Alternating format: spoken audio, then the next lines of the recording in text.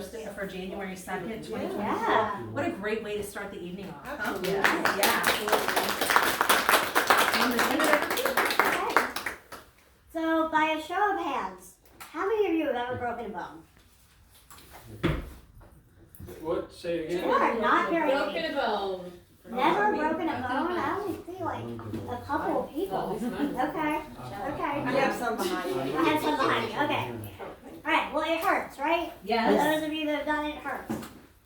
What if I told you that I had broken over 500 bones by the time I was 10?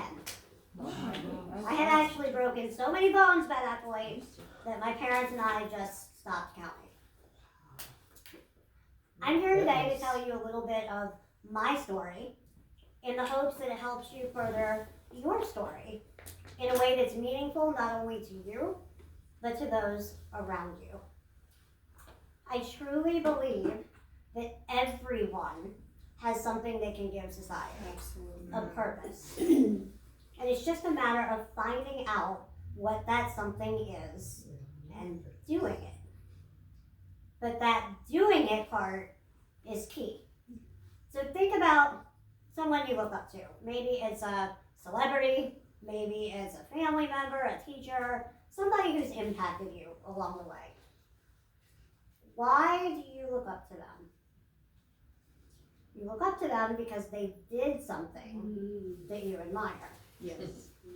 You can be the smartest person in the world or the most talented artist in the room, but unless you do something with your brain or you share your talent, does it really matter? Not really.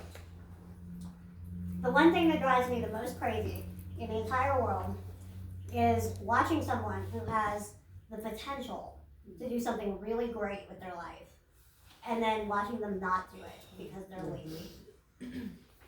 They come up with excuse after excuse why they can't, and then they don't. So my name is Katherine, and I am an artist and graphic designer. I have a genetic bone disease, which you might have guessed at this point, called osteogenesis imperfecta, which is a bunch of complicated terminology that basically means that my bones don't grow correctly and they break really easily. I am obviously 2'7" in height, and I use this electric wheelchair and my lovely aide Nicole over here to get around. Everybody gets to work hard today. So although it's OI for short, I'm not going to say the whole osteogenesis imperfecta the whole entire night because that's just too much. So OI does affect every aspect of my life. And I had to grow up a little bit differently than my peers. But my parents always made sure that I was able to do as much normal kid stuff as possible. I went to a mainstream grade school, a mainstream high school, and I graduated college in New Orleans.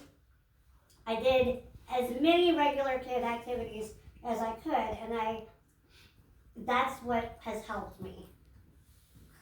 So, discovering my something. Okay, when I was 5, my mother gave me my first watercolor set. And you've all seen them, right? It's those cheap little cakey watercolor sets that I can't stand anymore.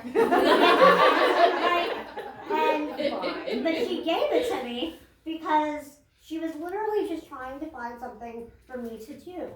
Because I was really smart and I was really bored and I was driving her absolutely bonkers. And so I blew through that paint set in like a week or less, as well as all the computer paper in the house, which I don't think my parents particularly liked.